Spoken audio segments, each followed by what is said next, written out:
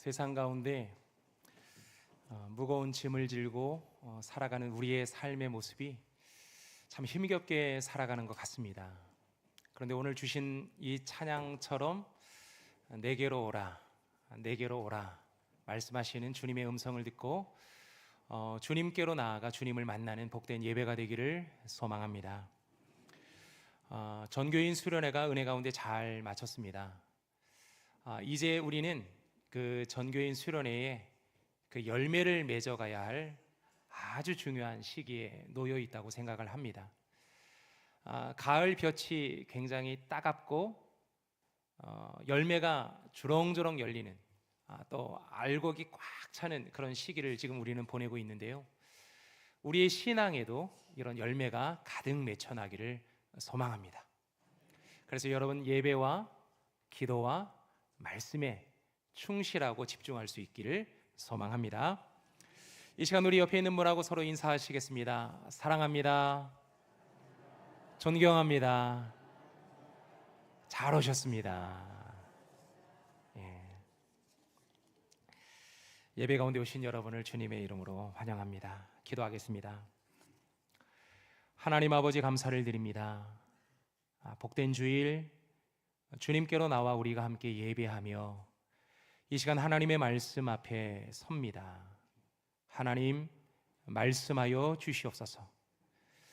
열린 마음과 듣는 귀를 우리에게 허락해 주셔서 말씀을 들을 때마다 우리의 가슴이 뜨거워지게 하여 주시고 주의 말씀이 우리의 삶에 은혜와 능력이 되도록 오늘도 우리에게 말씀하옵소서. 성령 하나님이 말씀해 주시기를 소망하며 예수님의 이름으로 기도드립니다. 아멘. 오늘 우리에게 주시는 주님의 말씀은 구약의 말씀 민수기 21장의 말씀과 신약의 말씀 요한복음 3장의 말씀을 우리가 함께 보겠습니다. 먼저 구약의 말씀 민수기 21장 4절로 9절의 말씀인데요, 이 시간 한 절씩 교독하겠습니다. 백성이 호르산에서 출발하여 홍해 길을 따라 에돔 땅을 우회하려 하였다가 길로 말미암아 백성의 마음이 상하니라. 백성이 하나님과 모세를 향하여 원망하되 어찌하여 우리를 애굽에서 인도해 내어 이 광야에서 죽게 하는가? 이곳에는 먹을 것도 없고 물도 없도다. 우리 마음이 이 하찮은 음식을 싫어하노라. 여호와께서 불뱀들을 백성 중에 보내어 백성을 물리게 하심으로 이스라엘 백성 중에 죽은 자가 많은지라. 백성이 모세에게 이르러 말하되 우리가 여호와와 당신을 향하여 원망함으로 범죄하였사오니 여호와께 기도하여 이 뱀들을 우리에게서 떠나게 하소서. 모세가 백성을 위하여 기도하매 여호와께서 모세에게 이르시되 불뱀을 만들어 장대 위에 매 달아라. 물린 자마다 그것을 보면 살리라. 모세가 놋뱀을 만들어 장대 위에 다니 밤이 물린 자가 놋뱀을 쳐다본즉 모두 살더라. 아멘. 자, 이제 신약의 말씀으로 들어갑니다. 요한복음 3장 14절 15절의 말씀인데요, 한 목소리로 같이 읽겠습니다. 요한복음 3장 14절 15절의 말씀입니다. 모세가 광야에서 뱀을 든 것 같이 인자도 들려야 하리니 이는 그를 믿는 자마다 영생을 얻게 하려 하심이니라.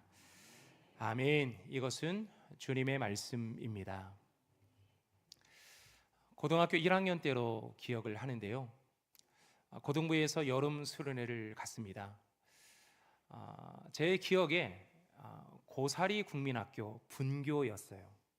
그래서 그때 당시에는 폐교가 되어서 그냥 수련장으로만 사용되고 있던 그런 장소였습니다. 원래 계획은 그 수련장이 산 중턱에 위치해 있어서 경운기에다가 모든 짐을 다 싣고 경운기로 짐을 올려보내고, 그리고 학생들은 이제 가벼운 등산으로 1시간 정도 좀 올라가면 이제 수련장이 나와서 운동하기에도 좋고 이제 거리도 적당하고 시간도 딱 맞겠다, 이제 그런 계획으로 이제 수련회를 준비를 했습니다. 그런데 그 기간에 태풍이 온 거예요. 태풍이 불어서 갈 수 있느냐 없느냐부터 선생님들이 의논하기 시작합니다. 학생들의 입장은 가고 싶죠. 학교에 있는 그 방학에 보충 수업 다 빼고, 그리고 엄마에게 공식적으로 허락을 받아서 그렇게 친구들하고 재미있게 놀 수 있는 그런 시간 아닙니까? 이런 기회는 꼭 잡아야죠. 그래서 가고 싶다, 가고 싶다. 학생들이 떼를 썼어요. 그랬더니 선생님들의 판단에 이제 태풍이 거의 다 이제 지나가는 시점 속에 있으니까 가봅시다 하고 출발을 했는데요. 가서 현장에 딱 가보니까 태풍이 불었잖아요. 여전히 비는 오고 있었어요. 그런데 경운기로 짐을 싣고 경운기로 이제 올라가고 우리는 걸어가기로 했는데, 경운기가 올라가는 그 도로가 나무가 다 쓰러져서 막혀버린 거예요. 아니, 우리가 2박 3일, 3박 4일 수련회를 하고자 우리가 여러 많은 짐을 다 가져왔거든요. 짐들 중에는 예전에는 우리가, 여러분 기억나시는지 모르겠지만, 라면 봉지 하나에다가 쌀을 받아 가져와 가지고 각자 자기 먹을 쌀은 다 가져오던 시대였어요. 그렇게 해서 수련장에 다 모아가지고 그걸 박스에다 담아가지고 그거를 경운기에 싣고 올라가기로 했는데, 경운기가 못 올라가니까 우리가 다 짊어지고 올라가야만 했습니다. 자기 옷짐도 있죠, 라면 박스도 있죠. 그리고 거기서는 우리가 밥을 해 먹어야 돼서 솥단지도 가져갔습니다. 아주 큰 솥단지도 가져갔어요. 그리고 거기는 전기가 들어오지 않는 곳이라 자동차 배터리, 무겁습니다. 이거 혼자 들기가 참 무거워요. 근데 산을 들고 올라간다는 거는 쉽지 않죠. 그래서 우리가 다 짊어지고 올라갔는데요, 역시나 산으로 올라가는 길은 쉽지 않고 힘들었어요. 그래서 아이들이 올라가다가 한 곳에다가 다 내려놓기 시작하는 거예요. 내려놓고 일단 자기 짐만 가지고 올라갑니다. 그리고 먼저 올라갔던 그 선배님들과 친구들이 내려가서 이제 짐을 가지고 올라오겠다고 다시 내려왔는데, 해가 지도록 올라오지 않습니다. 산에는 금세 해가 떨어지잖아요. 그리고 비는 계속해서 오고 있어요. 점점 시간이 많이 흘러가는데 내려간 사람들은 아예 올라오질 않습니다. 큰일 났다, 사고가 났나 보다, 다들 걱정하며 마음 졸이고 있었어요. 근데 시간이 한참 흘러서 사람들이, 선생님 한 분이 후발대 주자가 있었거든요. 후발대로 본인 볼일 끝나고 나서 저녁 늦게 오시는 선생님이 있었는데, 그분 혼자서 랜턴을 하나 들고 있었거든요. 본인 랜턴 조그만 거. 그 뒤로 줄줄이 사탕으로 쫙 해서 이제 올라오는데, 사람들의 형색을 보니까 비에 흠뻑 젖었죠. 올라오면서 다 넘어져서 팔꿈치와 무릎이 다 까져 있죠. 장난 아닌 거예요. 그러면서 짐을 지고 올라왔는데, 라면 박스에다가 라면 이제 쌀들을 다 담아서 그렇게 가지고 올라왔잖아요. 그러니까 산에서 그걸 걷었어야 되는데 미리 걷어놔가지고 박스로 짊어지고 올라오는데, 박스가 비를 맞으면 어떻게 됩니까? 길바닥에다가 쌀을 다 뿌리고 산꼭대기까지 올라온 거예요. 먹을 게 없어요. 쌀이 없으니까. 2박 3일 동안요, 제 기억에 수제비만 먹었어요. 근데 집에서 엄마가 수제비 끓여줄 때는 반도 안 먹고 맛없다고 그냥 엄마한테 맛없어 하고 이렇게 거의 다 안 먹었던 기억이 나는데, 그때 제가 2그릇이나 먹었어요. 너무 맛있더라고요. 수제비가 진짜 맛있는 음식이구나, 그때 알게 됐어요. 너무 고생스럽고 너무 힘든 수련회였거든요. 그런데 기억에 아직까지도 너무 많이 남는 그런 수련회였습니다. 가는 길이 힘들면 후회와 불평이 가득해집니다. 누군가에게 책임을 묻고 그때 그 사람이 그렇게 말하는 것을 따라오는 게 아니었어, 그때 선생님들이 비가 오니까, 태풍이 부니까 수련회 가지 말자, 그럴 때 아쉽지만 가지 말자고 했어야 됐어, 그런 판단이 서는 거죠. 하지만 여러분 모두가 다 동의하는 바이겠는데, 우리의 인생길을 돌아보면 쉬운 길은 하나도 없어요. 어린 시절은 공부하느라고 참 많이 힘들었습니다. 공부 없는 세상에서 살고 싶다, 뭐 그런 마음도 있었죠. 청년 시절 인생의 진로를 놓고 실패를 반복하면서 참 외롭고 힘들었던 시기가 청년의 시절이었어요. 결혼을 했습니다. 핑크빛 결혼, 행복한 결혼을 꿈꾸며 사람들이 그 결혼을 시작합니다. 하지만 이 사람하고 살아보니까, 또 자녀를 낳고 살아보니까 쉽지 않은 거예요. 예상하지 못했던 문제들이 가정 안에서 터지고 직장 안에서 터지고 사람들과의 관계에서 이 사람하고는 평생 친구지간 할 것 같은데 어느 순간 등 돌려버리고 원수지간으로 살아가는 그런 때도 한두 번이 아닙니다. 참 쉽지 않죠. 한 가정이 가정 예배를 드리는데 가정 예배방에 이제 내가 이번 기수 때 가정 예배를 내가 신청하고 가정 예배를 드리겠습니다. 그렇게 작정하고 가정 예배를 드려왔는데 쉽지 않더라는 거예요. 가정 예배 드리기가 이런저런 이유로 가정 예배를 드리지 못하다가 드디어 가정 예배를 드렸다고 카톡방에 글이 하나 올라온 것이 있었어요. 그 가정 예배 카톡방 글을 한번 제가 인용해 보겠습니다. 저희 가정은 가정 예배방 들어온 후 처음으로 가정 예배를 드렸어요. 작년부터 중3인 큰아이가 힘든 사춘기 중에 있는데 요새 더 힘들긴 합니다. 이번 주 말씀인 위기 중에 하나님만 바라보기가 우리 가정에 주시는 말씀 같았어요.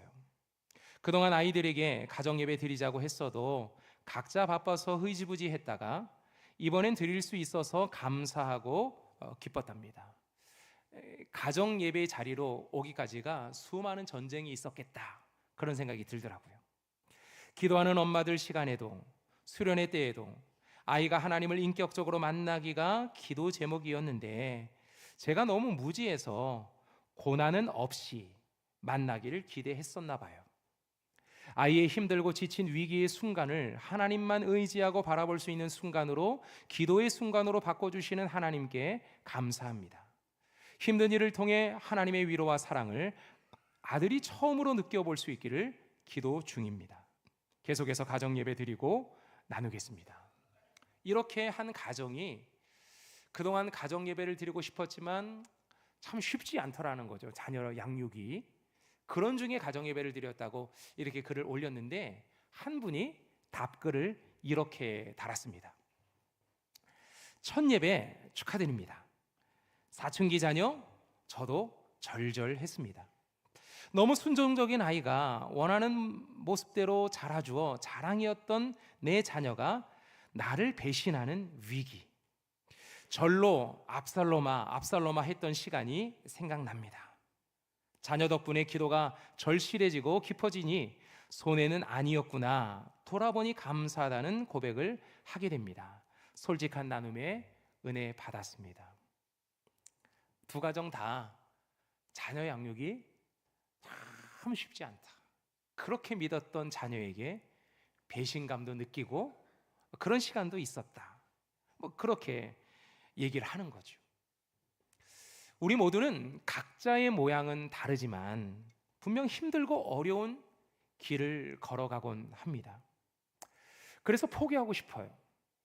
되돌아가고 싶을 때도 한두 번이 아닙니다.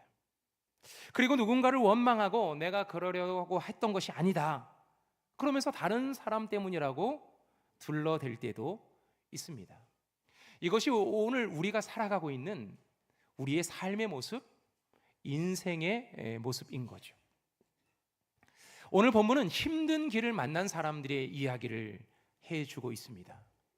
아론의 장례를 치르고 나서 이스라엘 백성들이 가나안을 향해 걸어가는데요, 그 아론을 장례 치른 그 호르산에서 이제 에돔 땅을 지나서 가게 되면 그들이 원하는 목적지를 좀 쉽게 갈 수 있다고 생각을 했습니다. 거기에는 왕의 대로라는, 요즘 말로 말하면 하이웨이, 좀 잘 닦여진 길, 편한 길들이 있었거든요. 그 길을 통해서 많은 이제 무역하는 사람들이 오고 가기도 하고 전쟁하러 가는 이제 군사들이 다니기도 하는 그런 길인데 그 길로 가면 좀 더 쉽게 목적지를 갈 수 있겠다.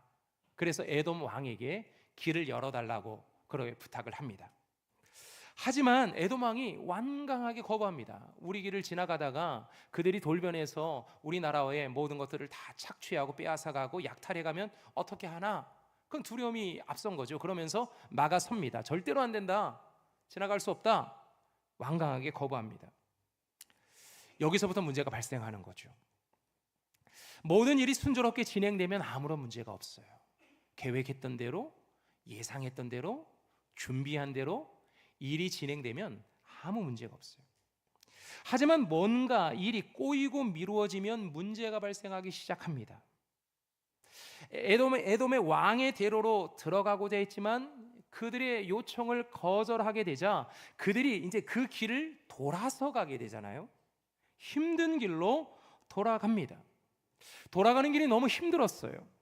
광야에 머무는 시간이 길어졌고 오아시스도 없는 그 길, 너무 힘들었습니다. 그 길 때문에 사람들의 마음이 상했어요. 4절의 말씀을 다시 한번 보실까요?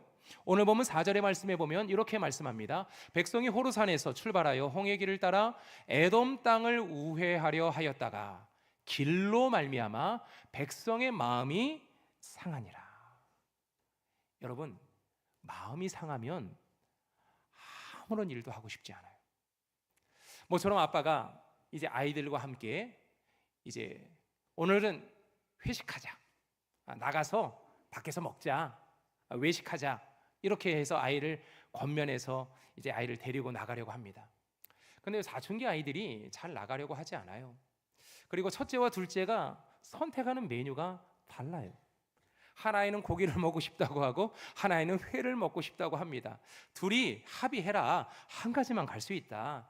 둘이 막 싸워요. 그 모습 지켜보면 가지 말자, 그냥 집에서 라면 끓여 먹자, 그런 마음 들 때가 한두 번이 아닙니다. 그래서 어르고 달래가지고 간신히 차를 태워서 아이들과 함께 밖에 나가는데요, 그날따라 차가 많이 막히는 거예요. 그날따라 무슨 공사가 있는지 무슨 행사가 있는지 자꾸 돌아가라고 하는 거예요. 옆으로 돌아가라고 이 길로는 못 간다고.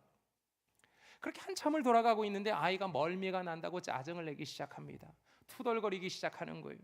그러게 배달을 시켜서 먹자고 아이가 그렇게 얘기를 했는데 아빠가 우겨서 이렇게 나왔다고 불평하기 시작하는 거예요. 아이의 마음이 상해요. 아빠의 마음도 상해요. 운전대는 다시 집으로 향합니다. 그럴 때가 한두 번이 아니었던 거죠. 광명에서 해화동에 있는, 서울 해화동에 있는 교회로 이제 교회를 다니는 한 가정이 있었어요. 참 거리가 좀 멀죠. 물론 아산에서 오는 것보다는 가깝지만 굉장히 먼 거리에서 교회를 매주마다 다니고 있는 가정이었어요. 그 집에 자녀가 셋이었습니다. 뭐 셋이 이제 5식구가 한번 움직이려면 짐이 한두 가지가 아닌 거죠. 그래서 이제 그날도 주일이라서 이제 교회를 가려고 준비를 하는데 그날따라 아이들이 늦게 일어납니다. 엄마는 아이들의 옷을 입히고 머리를 빗기고 밥을 먹이고 짐을 챙겨서 5식구가 나오는데 남편이 운전대를 잡고 이제 차를 몰자마자 짜증을 내기 시작합니다. 미리미리 준비 안 했다고, 일찍 하지 않았다고, 애들은 늦게 일어났다고, 그냥 대충 그냥 입고 대충 나가면 되는데 머리도 그 사이에 또 빗기고 뭐 꾸미고 있다고 막 짜증을 내기 시작합니다. 이래서 예배가 늦었다고. 그 짜증의 소리를 듣던 아내가 더 크게 화를 내며 짜증을 냅니다. 아니, 당신이 도와줬어야지. 당신이, 우리가 애가 셋인데 그럼 하나이라도 붙잡고 씻기고 밥을 먹이고 옷을 입히고 당신이 도와주면서 했어야지. 아니, 당신은 가만히 있었으면서 웬 짜증이냐고 더 크게 짜증을 내는 거죠. 그날 그 주일 그 부부와 그 아이들은 교회에 오지 않았어요.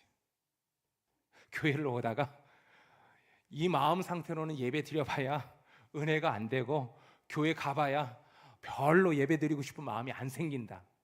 그래 다시 집으로 돌아간 거예요.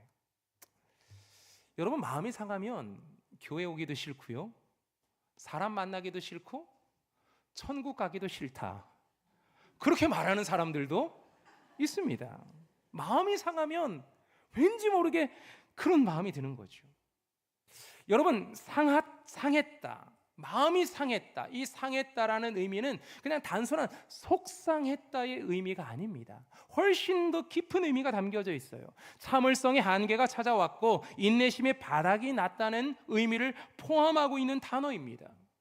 백성들이 길이 너무 힘들고 어려우니까 더 이상 참을 수 없는, 견딜 수 없을 정도의 낙심이 찾아왔고 심리적으로 매우 불안정한 상태에 놓여 있다는 거죠. 그러니 어떻게 합니까? 누군가에게 책임을 물어야죠. 당신 때문이라는 거죠. 하나님 때문이고 모세 때문이라고 원망하기 시작합니다. 자, 5절의 말씀을 한번 보십시다. 5절입니다. 백성이 하나님과 모세를 향하여 원망하되 어찌하여 우리를 애굽에서 인도하여 내어 이 광야에서 죽게 하는가? 이곳에는 먹을 것도 없고 물도 없도다. 우리 마음이 이 하찮은 음식을 싫어하노라. 광야길이 너무 힘들고 돌아가니 더 힘들고 가는 길에 먹을 것도 마실 것도 없어서 더욱 힘들고 짜증이 난다는 거죠. 그런데요, 더 심각한 거는 이 하찮은 음식을 싫어한다는 말이었어요. 하찮은 음식이 뭡니까? 만나입니다. 만나. 하나님께서 이스라엘 백성들에게 광야를 걸어갈 때 먹으라고 생명의 양식으로 주신 것이 만나였어요. 그들은 지금까지 이 만나를 먹으면서 여기까지 왔고 앞으로 가나안에 들어가기까지 이 만나를 먹어야 들어갈 수가 있는 거예요. 그것을 통해서 자신들의 에너지도 얻고 영양분도 충분히 얻고 이 광야를 걷고 다닐 수 있는 영양소도 얻는 거죠. 생명의 양식이에요. 그런데 그들이 지금 이 만나를 어떻게 취급하고 있습니까? 하찮은 음식이라고 말합니다. 하찮다라는 이 말의 의미는 경멸할 만하다, 무가치하다, 보잘것없다라는 말입니다. 먹어도 맛이 없고 우리가 먹을 때마다 먹는 것도 재미가 없어 이렇게 말할 때가 있잖아요. 먹어도 재미가 없어요. 몸에 좋은 것 같지도 않습니다. 볼품없는 식사라고 지금 말하고 있는 거예요. 그런데 여러분, 모든 것, 내가 살아가고 있는 삶의 이야기들이 하찮아지기 시작하면서 문제가 발생합니다. 지금 내가 누리고 있는 것들이 당연하게 여겨지고 그것이 이제는 귀찮게 여겨지는 그 순간이 은혜는 다 잊어버리고 불평과 짜증과 원망이 시작된다는 것을 알아야 합니다. 엄마의 식탁을 그리 좋아하는 자녀가 많지 않습니다. 아내의 식탁에 감동하는 남편이 많지 않습니다. 감사와 감동을 잃어버리면 식탁에서 반찬 타령하는 거지요. 원하는 반찬이 나오지 않아서 오늘 밥 먹고 싶지 않다. 그냥 학교 갈래. 엄마는 계속해서 떠먹여 주는데 아이들은 그렇게 반응을 보일 때가 있어요. 사장님이 처음에는 호의를 베풀어서 직원들의 복지를 위해서 여러 많은 혜택을 주기 시작합니다. 하지만 나중에는 이것이 권리가 되어서 그것을 채우지 못하면 불평하고 짜증내는 것이 우리들입니다. 하나님이 우리에게 선물로 주신 것들이 있어요. 어찌 보면 우리는 당연하게 그것을 누리고 있지만 그 모든 것들이 하나님의 선물이라는 거죠. 나의 생명, 여러분 지금 우리가 살고 있는 것, 여러분이 숨을 쉬고 호흡하는 것, 살아가는 것, 이것이 하나님의 선물임을 알아야 합니다. 우리가 날마다 누리고 보고 살아가는 자연 만물, 하나님이 우리에게 주시는 선물입니다. 우리의 가정도 마찬가지죠. 나의 아내와 남편, 그리고 자식과 우리 부모님 모두가 다 하나님이 주시는 선물이라는 거예요. 그리고 교회도 하나님이 주시는 선물입니다. 우리가 교회에서 하나님을 만나고 우리의 신앙도 성장합니다. 교회 안에서 하나님의 사랑도 느끼고 구원이 무엇인지도 알게 되죠. 우리가 어떻게 이 세상을 살아가야 하는지 그 방향도 교회에서 예배를 드리면서 말씀을 들으면서 우리는 알게 됩니다. 그래서 하나님이 없이는 살 수 없어서 목사가 되고요, 주님만을 위해서 일하겠다고 헌신하고 다짐하면서 장로와 권사와 안수 집사님도 되는 거예요. 그런데 어느 순간 우리는 내가 받은 것들이 당연해지고 하찮게 여겨지는 그 순간들이 있어요.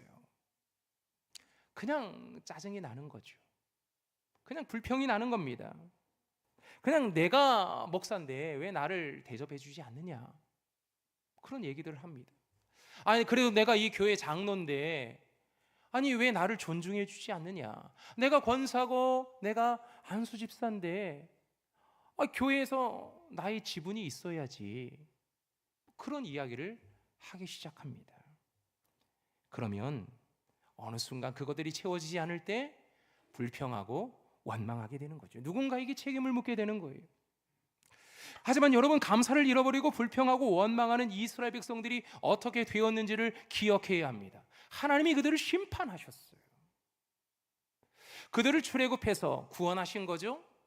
비록 광야의 길을 걷고 있지만 하나님께서 계속해서 만나와 메추라기로 먹여가면서 불기둥과 구름기둥으로 안내해 주시면서, 그리고 때로는 마른 반석에서 샘물로 그들을 먹여주시면서 이끌어오시는 하나님의 은혜는 전혀 기억하지 못하고 지금 내가 길이 힘들고 어렵다고 짜증내며 하나님이 날마다 주시는 이 음식이 너무 볼품없어, 맨날 똑같아, 그렇게 말하는 그들을 하나님이 심판하셨다는 거예요. 6절의 말씀입니다.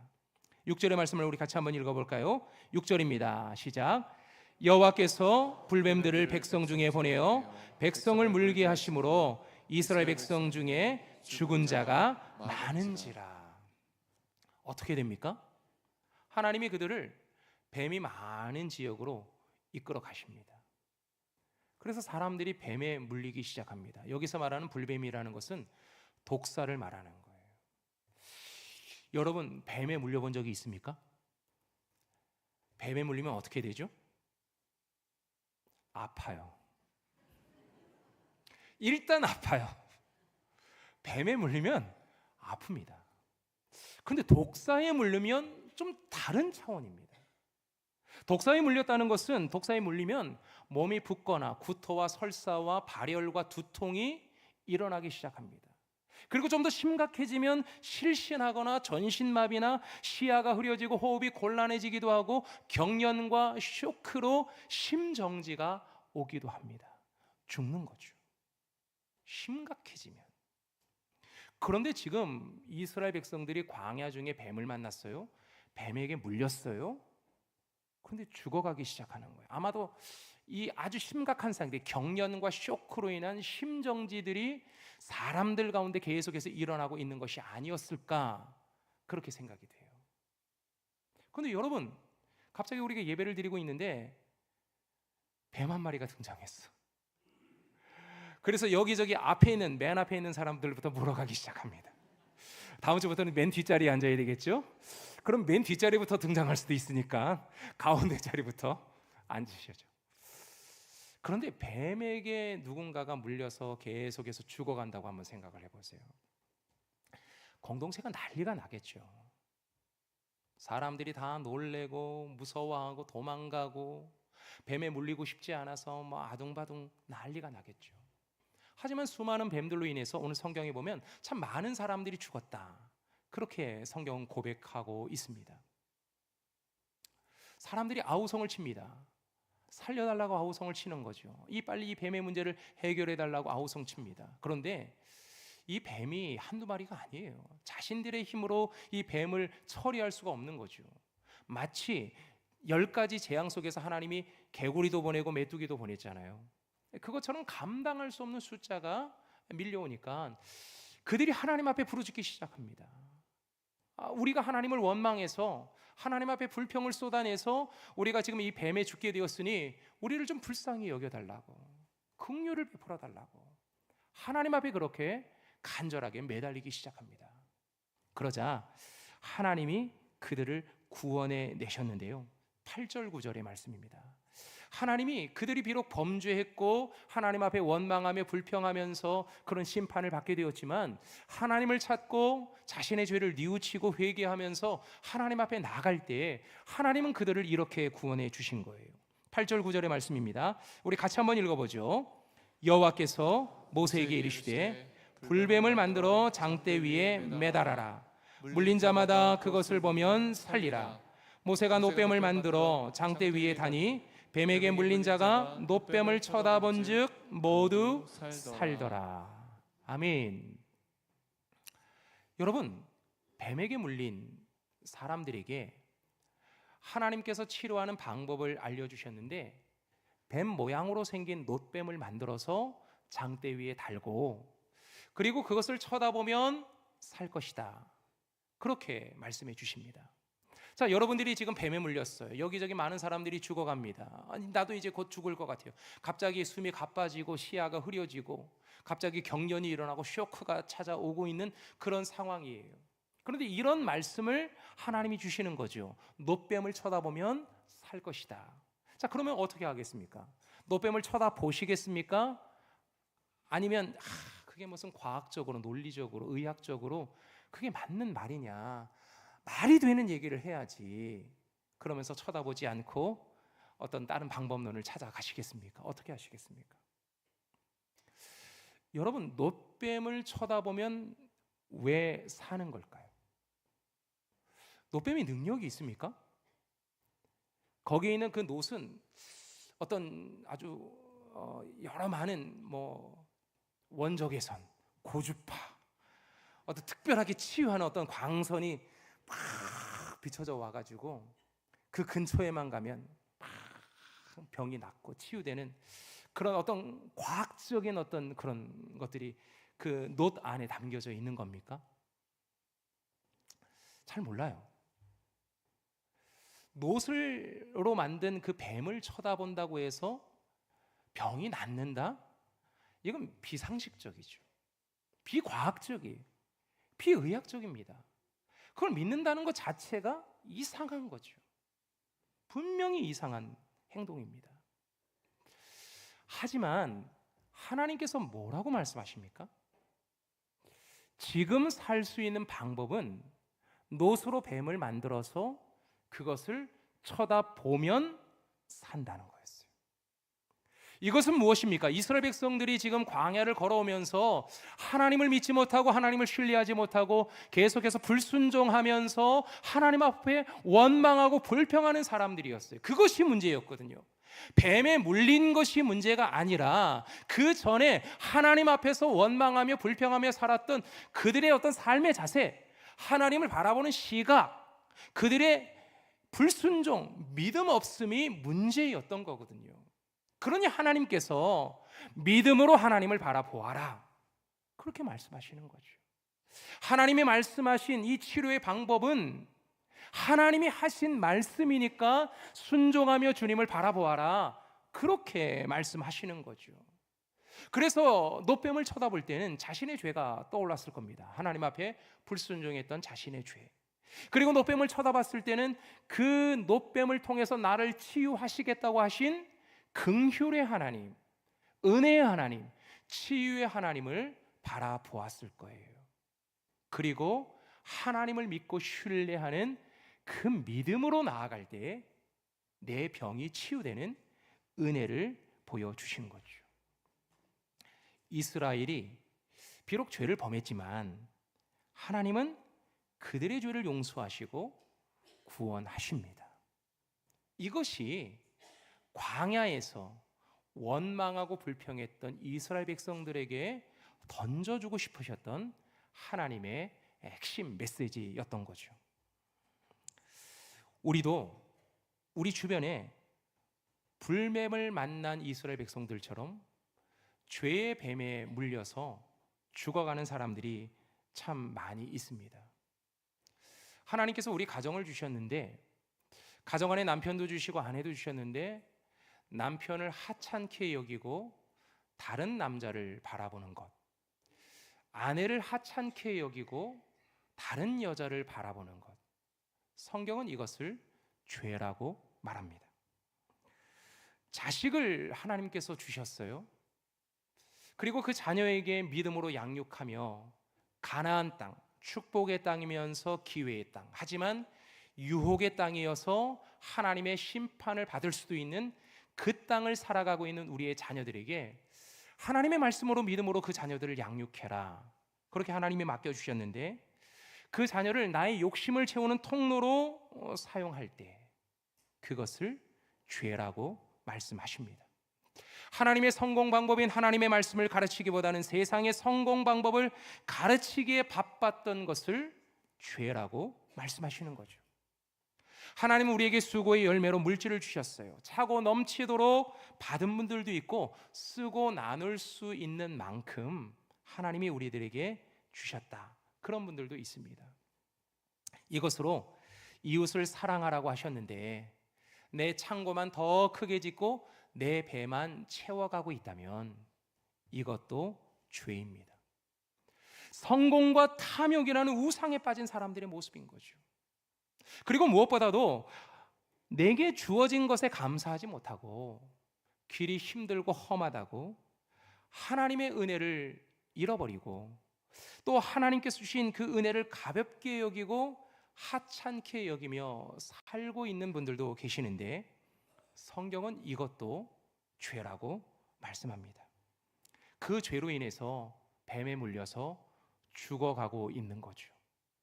시야가 흐려지고 숨이 가빠지고 전신에 마비가 찾아오고 감각도 없어지는 거예요.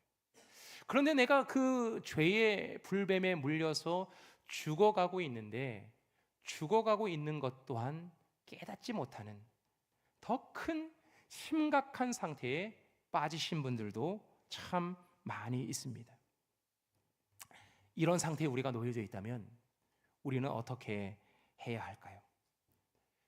죽어가고 있는 우리에게 하나님은 우리를 살려내시기 위한 방법을 하나 가르쳐 주셨어요. 요한복음 3장 14절 15절의 말씀을 한번 보실까요? 요한복음 3장 14절 15절의 말씀 우리 같이 한번 읽어보겠습니다. 모세가 광야에서 뱀을 든 것 같이 인자도 들려야 하리니 이는 그를 믿는 자마다 영생을 얻게 하려 하심이니라.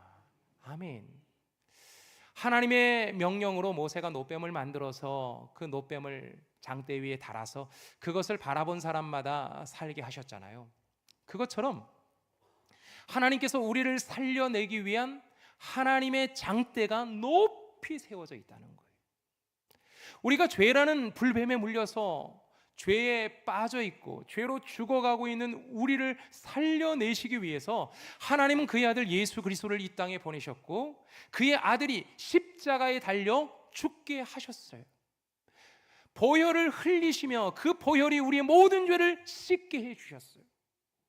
무덤에 묻히셨지만 3일 만에 부활하셔서 우리에게 영원한 생명을 약속해 주셨어요. 그 생명으로 우리에게 풍성한 삶을 살 수 있도록 은혜를 베풀어 주신 거죠. 하나님은 우리가 살 수 있는 십자가를 보여주었으니 십자가를 바라보고 구원함을 얻어라. 주님은 오늘도 우리에게 말씀해 주시는 거죠. 여러분, 십자가가 능력이 있습니까? 그래서 십자가 목걸이를 하고 다닙니다. 십자가가 능력이 있습니까? 그래서 예배당 안에 십자가를 걸어 놓습니다. 하지만 이 나무 십자가는 아무런 능력이 없어요.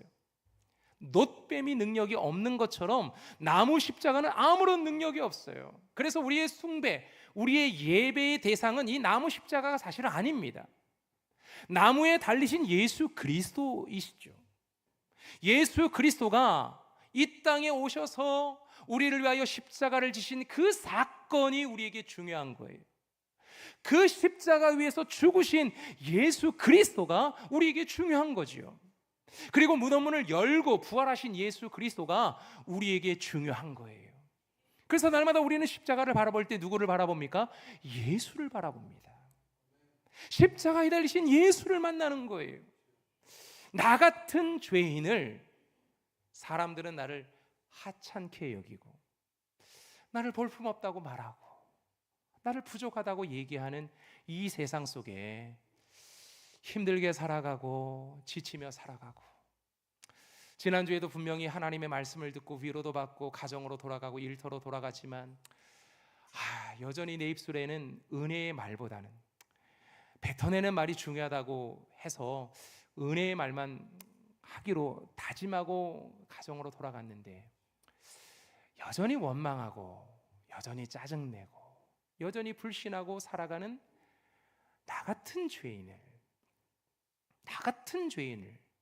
하나님은 구원하기 위해서 예수 그리스도를 이 땅에 보내주시는 거예요.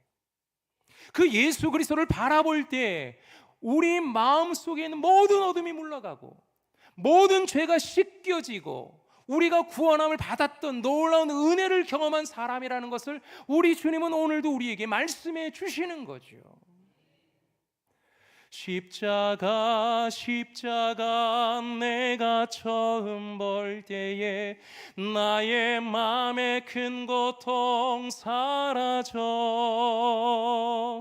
오늘 믿고서 내 눈 밝았네 참 내 기쁨 영원하도다.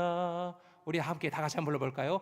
십자가 내가 처음 볼 때에 나의 마음의 큰 고통 사라져 오늘 믿고서 내 눈 밝았네 참 내 기쁨 영원하도다. 아멘. 우리가 십자가를 바라볼 때 십자가에 달리신 예수 그리스도를 바라볼 때 우리 마음속에는 큰 고통이 사라지는 거죠.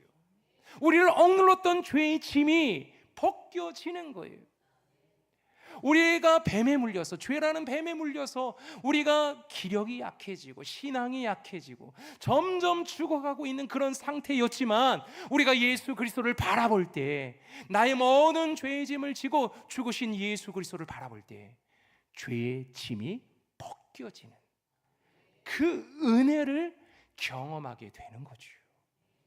그래서 오늘도 우리는 이렇게 말하는 거예요. 예수만 바라보자. 우리의 삶의 현장에서, 우리의 가정에서, 일터에서, 세상을 살아가는 우리의 모든 만남 속에서 예수 그리스도만 바라보자. 힘들고 어렵겠지만 또 문 열고 가정으로 돌아가고 일터로 돌아가도 아무런 변화가 일어나지 않을 수도 있겠지만 그러나 우리가 예수를 바라볼 때 주님이 나를 구원해 주신 그 은혜와 능력으로 예전과는 다르게 세상을 살아갈 수 있는 능력을 경험하게 되는 거예요. 그 크신 하나님의 능력, 그 크신 하나님의 은혜를 경험하며 살아가는 거죠. 이렇게 살아갈 수 있는 저와 여러분이 되기를 소망합니다. 이 시간 우리 함께 찬송하면서 결단하며 나아가기를 원합니다. 여러분, 이 찬양의 가사가 우리의 마음속에 많이 와닿습니다. 하나님의 사랑을 사모하는 자, 하나님의 평안을 바라보는 자, 우리 아닙니까? 저와 여러분 아닙니까? 우리를 향해서 하나님이 사랑의 눈길로 바라보신다는 거죠. 하나님은 나를 창조하셨고 나를 자녀 삼아 주셨기에 우리의 모든 기도에 귀를 기울이신다는 거죠. 그리고 여러분을 붙잡고 있는 모든 어둠을 물리치십니다. 우리를 하나님의 자녀로 세워주시는 거죠. 이 믿음의 고백이 이 찬양 가운데, 여러분의 예배 가운데 함께하기를 소망합니다.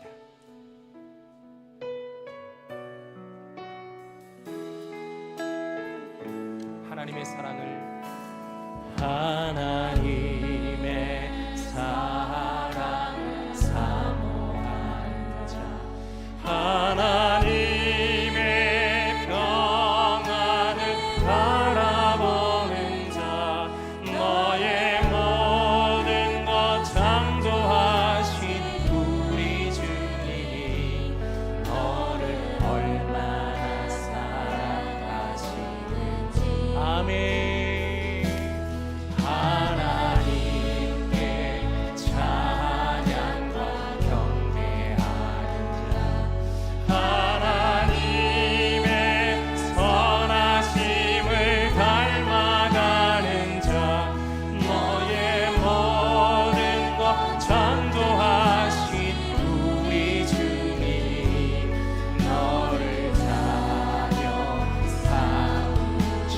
하나님 사랑의 눈으로 하나님 사랑의 눈으로 너를 어느 때나 바라보시고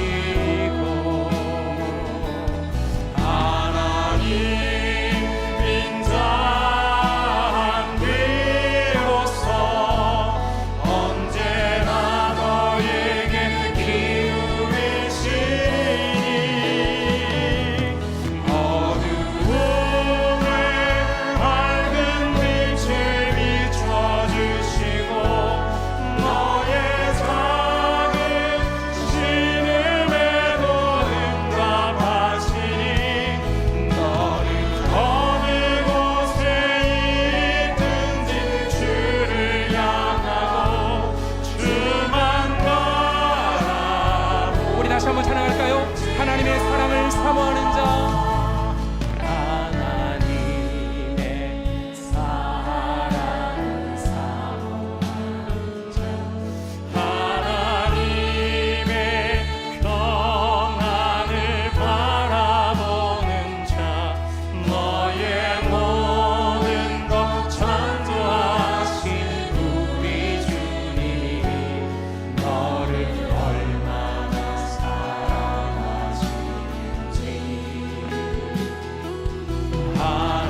하나님께 찬양과 경배하는 자 하나님의 선하심을 닮아가는 자 너의 모든 것 창조하신 우리 주님이 너를 자녀 삼으시고 하나님 사랑의 눈으로 하나님 사랑의 눈으로 너를 어느 때나 바라보시고 하나님 인자한 비로소 언제나 너에게 기울이시니 어두움에 밝은 빛을 비춰주시고 너의 작은 신음에도 응답하시니 너는 어느 곳에 있든지 주를 바라고 주만 바라 하나님 사랑의 눈으로 우리 옆 사람을 축복할 수 있으면 그렇게 축복합니다. 하나님 사랑의 눈으로 너를 어느 때나 우리 옆 사람, 우리 가족이 앉아 있다면, 우리 형제가 앉아 있다면, 오랫동안 봐왔던 우리 믿음의 친구들이 앉아 있다면 함께 축복해 줍시다. 언제나 너에게 기울이시니 어두움에 밝은 빛을 비춰주시고 너의 작은 신음에도 응답하시니 너는 어느 곳에 있든지 주를 향하고 주만 바라볼지라. 여러분 이 시간 우리가 함께 기도하기를 원합니다. 이 시간 기도할 때 여러분 먼저 하나님 앞에 회개하며 기도했으면 좋겠어요. 하나님이 우리에게 주신 일상이 있는데 우리에게 주신 가정이 있고 우리의 일터가 있고 우리의 교회가 있고 나의 생명이 있는데 우리가 그것을 너무나도 하찮게 여겼던 것은 아닙니까? 나의 남편, 나의 아내, 우리의 자녀, 우리의 부모님을 너무 하찮게 여겼던 것은 아닙니까? 여러분 혹시 여러분의 생명을 너무 가볍게 여기고 있는 것은 아닙니까? 죽어버렸으면 좋겠다. 죽는 게 더 낫지. 이렇게 힘들고 어렵게 사는 것보다는 그냥 헤어지는 게 낫지, 그렇게 생각하며 살고 있는 것은 아닙니까?